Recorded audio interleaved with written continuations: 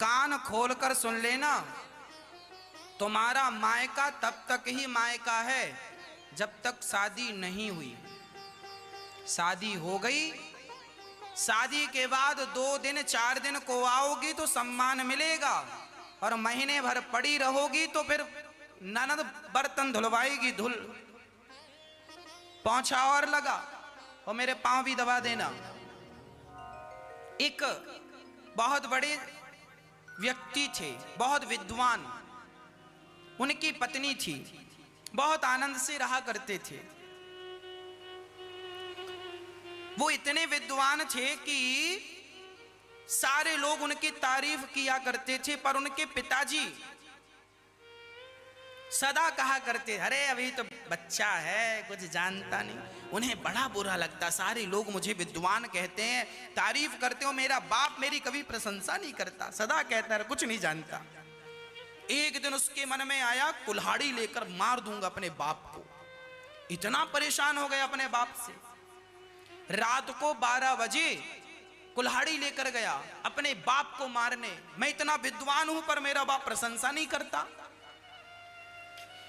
तब उसकी मां और उसके पिताजी कुटिया में थे। वो कुल्हाड़ी लेकर गया था कि पिता को मार डालूंगा आज। तभी उसकी मां की नींद खुल गई और मां ने अपने पति से कहा, क्यों, हमारा बेटा इतना विद्वान हो गया है, सारे लोग तारीफ करते हैं, प्रशंसा करते हैं, और एक आप हो कि आप कभी उसकी तारीफ नहीं करते। तो पिताजी बोले, भाग्यवान, वो बहुत योग्य है, बहुत अच्छा है, उसके जैसा विद्वान कोई पैदा नहीं हुआ धरती में मेरे बेटे जैसा। पर मैं उसके सामने इसलिए नहीं कहता, मैं कह दूंगा कि विद्वान है तो कहीं उसे अहंकार ना आ जाए, इसलिए मैं उसके सामने, उसके मुंह पे उसकी तारीफ, मैं उसके पीठ पीछे बड़ी तारीफ करता हूं, उसके मुंह पे नहीं करता, कहीं वो भटक ना जाए, बिगड़ ना जाए। माँ बाप को बच्चे के सामने उसकी ज्यादा तारीफ नहीं करनी चाहिए, यह भी एक सिद्धांत है। अब वो लड़का कुल्हाड़ी लिए खड़ा और सोचा, मेरे पिता मेरे बारे में ऐसा कह रहे हैं। अब तो वो कुल्हाड़ी छोड़कर तुरंत पिता के चरणों में पड़ गया, पिताजी माफ कर दो, आप इतने अच्छे हैं और मैं आपको गलत समझता रहा, मेरे से अपराध हो गया, मैंने अपने बाप को मारने का सोच लिया, ये भी एक अपराध है, मुझे दंड मिलना चाहिए, पिताजी मुझे दंड दीजिए, बोलिए मुझे क्या दंड देना चाहते हैं। पिता ने कहा, बेटा कोई दंड नहीं, माफ किया ना पिताजी, दंड दीजिए। तो पिताजी ने कहा, सुनना, शास्त्रों की बात है और आपके मतलब की बात है। पिताजी ने कहा, सुनो बेटा, तुम्हें यदि दंड चाहिए तो ये बताओ, तुम्हारा सबसे ज्यादा सम्मान कौन करता है। उसने कहा, पिताजी मेरा सबसे ज्यादा सम्मान होता है ससुराल में। तो पिताजी ने कहा, ससुराल में तुम्हारा सम्मान होता है तो 6 महीने तक तुम ससुराल में रहो, यही तुम्हारे पापों का दंड है, यही सबसे बड़ा प्रायश्चित है। अब दोनों पति पत्नी चले ससुराल। अब सुनिएगा, जब ससुराल गए, ओहो जीजा जी आए, जीजा जी आए, जीजा जी, ओ थाली लाओ, लोटा लाओ, पांव धो। जीजा जी के पांव वाँव, ससुर जी आए, ओ दामाद जी कैसे हैं, पांव वाँव पड़े, कैसे हैं, ठीक है, सब बढ़िया, कुशल मंगल, हाँ सब बढ़िया।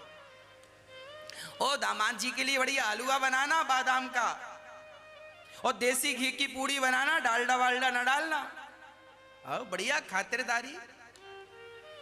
अब दामाद जी भी बड़े प्रसन्न हो, ससुराल और जीजा जी के चरण धोए जा रहे हैं और हलवा पूड़ी खवाया जा रहा है। पहले दिन हलवा पूड़ी, दूसरा दिन रोटी सब्जी, पहले दिन दूध, दूसरे दिन छाछ, तीसरे दिन हुआ तो साली बोली, जीजा जी कल की कुछ रोटियां बची थी, आप कहो तो रख दूं, कल की कुछ रोटियां। अब लो बासी रोटियां खाओ जीजा जी। और सुनो, साले साहब ने कहा जीजा जी 5 दिन हो गए आज आपको, एक काम करो, घर में क्या करते रहेंगे आप, चलो हमारे साथ गैया चराने। अब जीजा जी गैया चराने जा रहे हैं। तभी एक दिन साली साहब ने कहा, साली ने कहा जीजा जी बहुत सारा गोबर पड़ा हो, कोई नहीं है घर में, आज हम थोड़ा जा रहे हैं काम से, घर में गोबर साफ कर लेना, गोबर कर लेना। लो भैया गैया भैया जितनी थी सब गोबर जीजा जी उठा रहे हैं। बड़ा सम्मान होता था, याद रखना सम्मान भी तब तक होगा जब तुम कम दिनों के लिए आओगे, पड़े रहोगे तो अब गोबर और उठाओ। पर पिता ने कहा है 6 महीने गुजारना, और इनकी तवक्कल 10 दिन में ही ठिकाने लग गई। अब इनकी पत्नी बार बार कहे, क्यों जी यहाँ गोबर करने पड़े हो, क्या घर में कमी है, सब बढ़िया चकाचक घर में है। अच्छा उसको पता नहीं था कि ये ससुराल में क्यों पड़े हैं, पत्नी को नहीं बताया था कि पिता ने कहा है कि तुम्हें ससुराल जाना है 6 महीने की। अब पत्नी बार बार कहे चलो चलो, नहीं है ससुराल अच्छी लग रही है। अरे ये क्या अच्छी लग रही है, महीने भर बाद तो आलम ये आया, साले सालियों ने कहा जीजा जी घर नहीं जाओगे। जीजा जी बोले ना अभी 5 महीने नहीं जाऊंगा। अब उनके घर में तू मैं चालू हो गई है, जीजा जी जा ही नहीं रहे।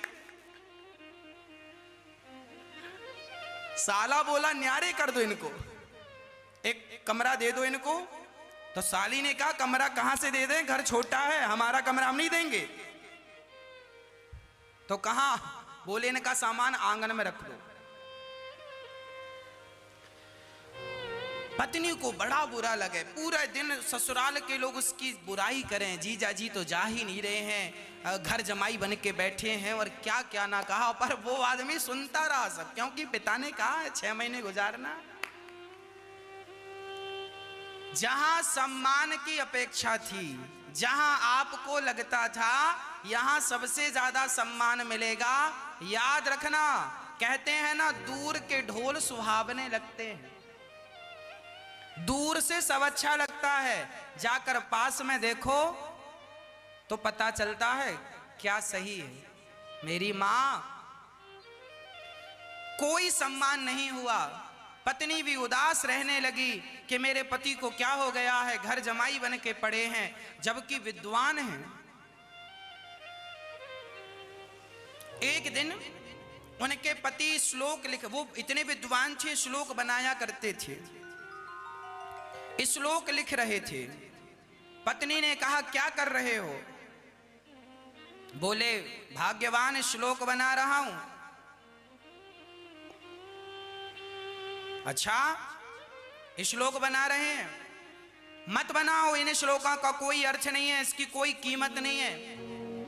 उन्होंने कहा देवी ऐसा ना कहो, मेरा एक श्लोक 1 लाख रुपए का है। अच्छा विश्वास ना हो तो ले बेच कर आ जा। पत्नी बेचने गई, श्लोक बाजार लगी, सबने सामान रखा बेचने के लिए, इसने अपना भोजपत्र में श्लोक रखा। अब सब आए, पूछे ये क्या है, बोले श्लोक, बोले कीमत 1 लाख। सारा सामान बिक गया बाजार का, पर श्लोक का कोई ग्राहक नहीं आया। तभी राजा आया, और राजा का नियम था बाजार में जो सामान नहीं बिकता था उसे राजा खरीद लेता था। राजा ने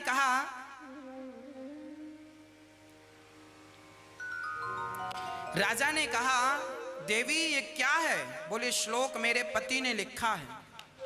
क्या कीमत है, बोले 1 लाख रुपए। अब राजा दंग रह गए, 1 लाख स्वर्ण मुद्राएं। पर राजा वचनबद्ध था कि जो सामान नहीं बिकेगा वो खरीदेगा, नहीं खरीदता तो राजा की थू-थू हो जाएगी समाज में। राजा ने खरीद लिया। जब राजा ने खरीदा तो उसे बढ़िया कांच पे मढ़वा करके और अपने सिंहासन के पीछे की तरफ 1 लाख का सबको बताया, भाई हम ऐसे राजा हैं, 1 लाख का श्लोक भी खरीद लेते हैं। खरीदा, लगवाया, और वो लड़की सामान भर के 1 लाख स्वर्ण मुद्राएं गाड़ी में भर के गई। अब पति ने कहा, आ गई? हाँ। 1 लाख पैसे लाई हो? हाँ। अब जब ससुराल वाले ने, साले ने देखा जीजा के पास तो 1 लाख रुपए आ गए, फिर हलवा पूड़ी से शुरू।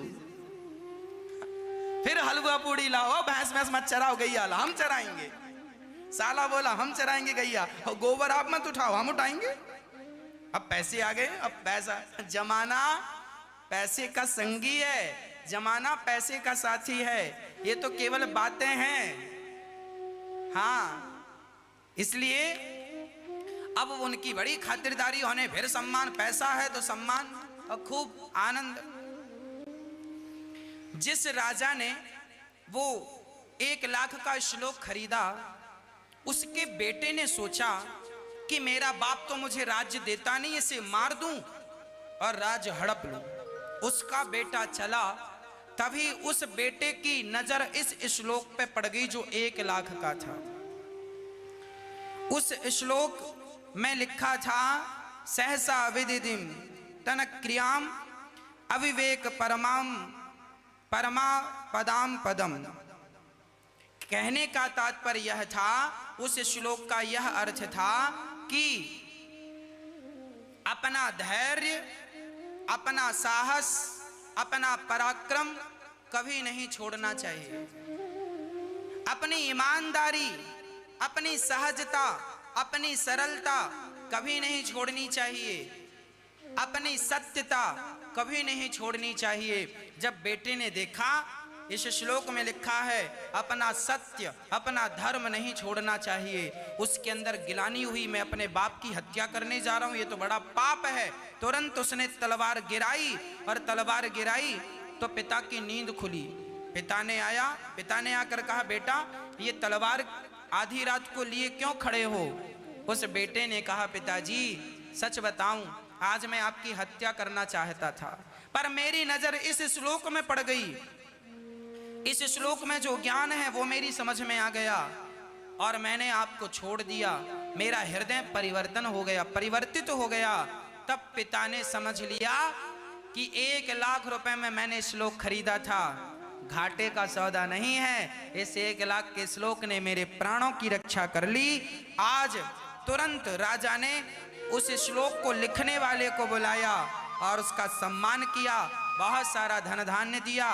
राजा ने अपने बेटे का राज्य तिलक किया, और इस प्रकार वो लोग अपने घर 6 महीने के बाद वापस चले गए। कहने का अर्थ यह है, इस पूरी कथा का तात्पर्य यही है, आप गलतफहमी में जी रहे, आपकी पूरी गलतफहमी है। आपको लगता है ये मेरा सम्मान कर रहा है, आपको लगता है जो लोग आपका सम्मान कर रहे हैं 2-4 घंटे उनके पास बैठे रहना जरा। राष्ट्रपति हमें गोल्ड मेडल दें, हैं? राष्ट्रपति हमारा सम्मान करें, और हम अब राष्ट्रपति जी के पास ही बैठे रहें कि भाई इन्होंने तो हमारा सम्मान किया है, बैठे रहें।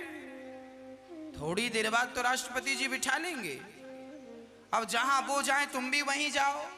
फिर सुरक्षा कर्मी उठा के चल बाहर, तेरा काम हो गया, सम्मान मिलेगा, जा सम्मान लेकर।